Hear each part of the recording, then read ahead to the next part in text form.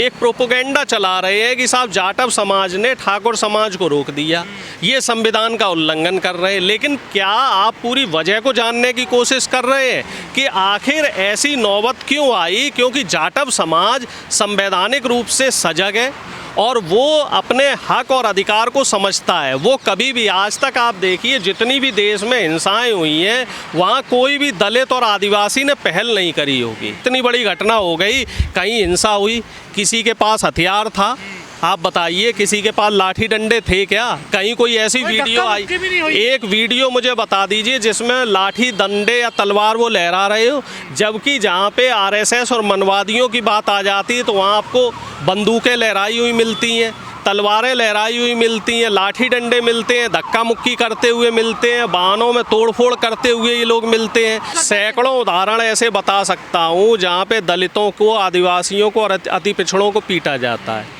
अभी भी पूर्वी उत्तर प्रदेश में और उत्तर प्रदेश के जो ग्रामीण इलाके, वहाँ कई ऐसे गांव मिलेंगे जहाँ पे दलित बराबर खटिया पे नहीं बैठ सकता, जहाँ पर उसकी जो बारात जाएगी तो बारात में घुड़चढ़ी होने की प्रथा नहीं होने देते ये लोग, डीजे नहीं बजाने देते हैं ये लोग। और कई स्कूल ऐसे हैं जहाँ दलित अलग बैठ के पढ़ रहा है। अभी भी मामला था कि बाबा साहब का जो काफिला था, बाबा साहब की जयंती पे, वो इन ठाकुरों ने नहीं निकलने दिया, क्योंकि ये ठाकुर समाज के लोग, और ये कायदे से ठाकुर भी ना कहो, इनको हम कहेंगे मनवादी विचारधारा के लोग।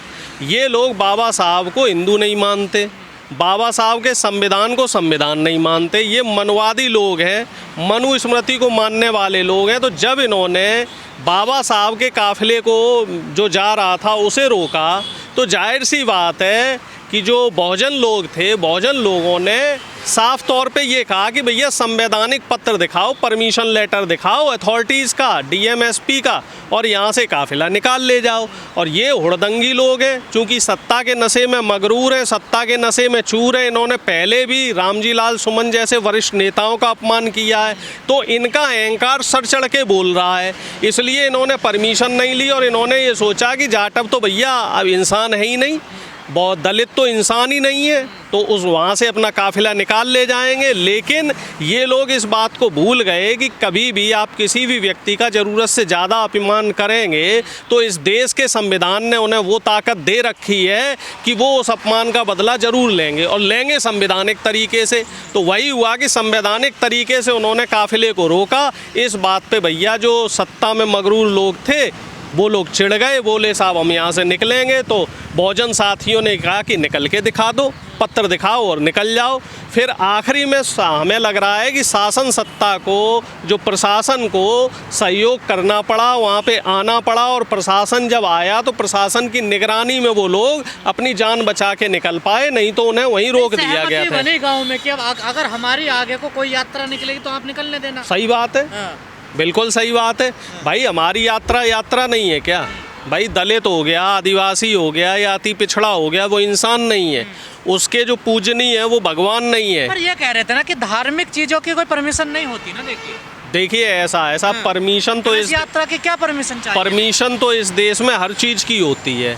अगर आप कहीं शादी विवाह कर रहे हैं तो उसमें भी परमिशन आपको ली जाती है, डीजे बजा रहे हैं तो वहाँ भी परमिशन ली जाती है। अब ये बात अलग है कि आपसी सहमति से आप कार्यक्रम कर लें और परमिशन ना लें, लेकिन कायदे से जो कानून कहता है कि जहाँ 4-5 से ज़्यादा लोग इकट्ठे होते हैं और कोई सार्वजनिक कार्यक्रम करते हैं, चाहे वो धार्मिक कार्यक्रम हो, चाहे सामाजिक कार्यक्रम हो, चाहे राजनीतिक कार्यक्रम हो, वहाँ आपको प्रशासन की परमिशन, अनुमति लेनी चाहिए। ये कह रहे हैं परंपराएं हैं ना, ये तो कलश यात्रा जैसी। देखिए परंपराएं तो बहुत सारी हैं। परंपरा तो हमारे देश की सनातन परंपरा ये है कि इंसान इंसान में भेद मत करो, सबको बराबरी का हक होना चाहिए। लेकिन क्या मौजूदा सरकार में बैठे लोग उन परंपराओं का निर्वहन कर रहे हैं? क्या दलित और आदिवासियों को, पिछड़ों को उनका हक सरकार दे रही है? नहीं दे रही है।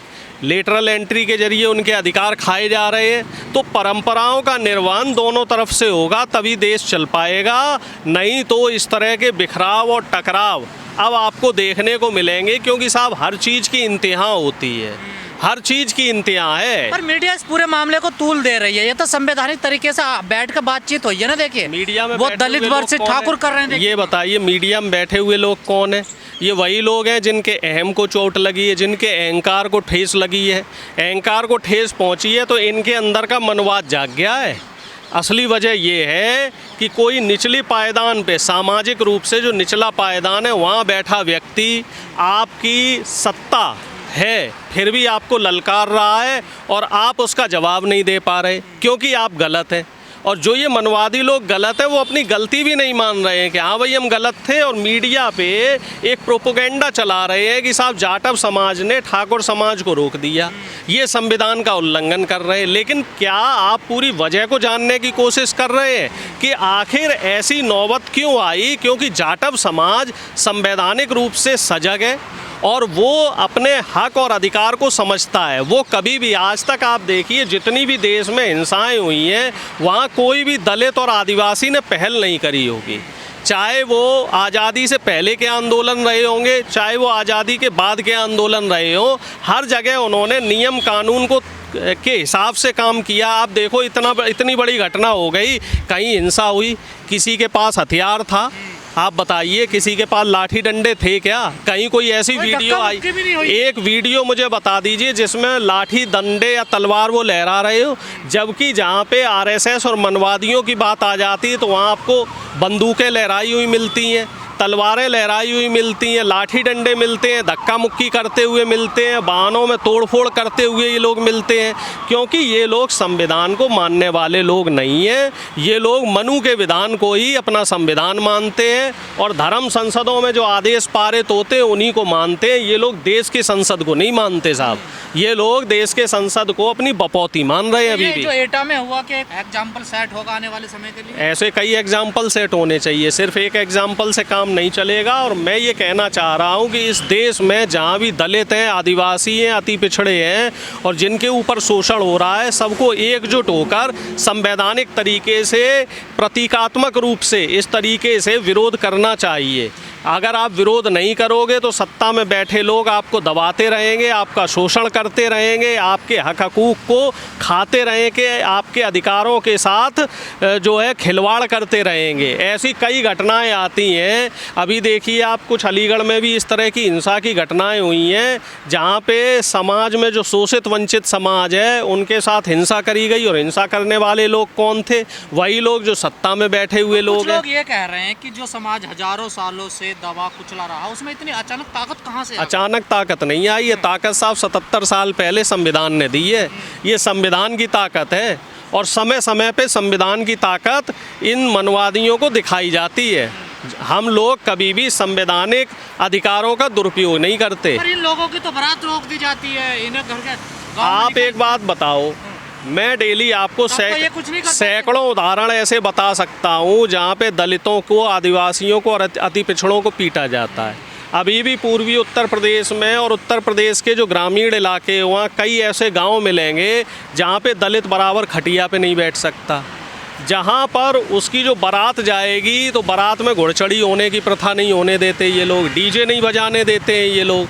और कई स्कूल ऐसे हैं जहाँ दलित अलग बैठ के पढ़ रहा है अभी भी और उसके पानी पीने की व्यवस्था भी अलग है। तो जब आप इतने ज़रूरत से ज़्यादा, जबकि देश में संविधान लागू हुए लगभग 75 साल हो चुके हैं और आप अभी भी इतना ज़्यादा भेदभाव कर रहे हैं इंसान इंसान के बीच में, तो कहीं ना कहीं तो इस तरह का आपको सैलाब देखने को मिलेगा। कहीं ना कहीं जो दलित साथी हैं, जो बहुजन साथी हैं, वो संविधान की ताकत का इस्तेमाल करेंगे ही करेंगे।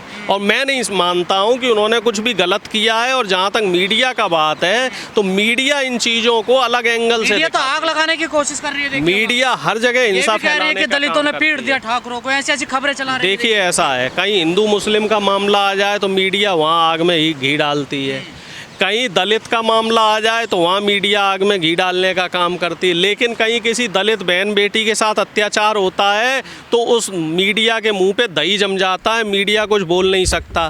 कहीं किसी दलित को पीटा जाता है, मारा जाता है, उसका शोषण किया जाता है, उसके साथ दुर्व्यवहार किया जाता है तो वहाँ ये लोग चुप हो जाते हैं। बिहार में ऐसी अनेकों घटनाएँ आती हैं और पूरे देश भर में ऐसी अनेकों घटनाएँ आती हैं जहाँ दलित और अति पिछड़ों के साथ अत्याचार हो रहे हैं, लेकिन मीडिया उन खबरों को कभी नहीं दिखाएगा। मीडिया सिर्फ ऐसी खबरों को दिखाएगा जहां से उसे मसाला मिले, जहां से उसे नफरत फैलाने का मौका मिले और जहां पे सत्ताधारी जो दल है, बीजेपी है, आरएसएस है, वो जहां से इशारा कर देते हैं कि साहब ये खबर दिखाओ, औरंगजेब की खबर दिखाओ, बाबर की खबर दिखाओ, हुमायूं की खबर दिखाओ, बहादुर शाह जफर की खबर दिखाओ, दलितों की खबरों को दबा दो, आदिवासियों की खबरों को दबा दो, ठीक है, अति पिछड़ों की खबरों को दबा दो। खबर वही दिखाओ जिससे बीजेपी आरएसएस को फ़ायदा हो, जिससे मनवादी व्यवस्था को फ़ायदा हो, जिससे इस देश के संविधान को नुकसान हो। कायदे में मीडिया इस देश के संविधान को कमज़ोर करने में कहीं भी कसर नहीं छोड़ रहा है।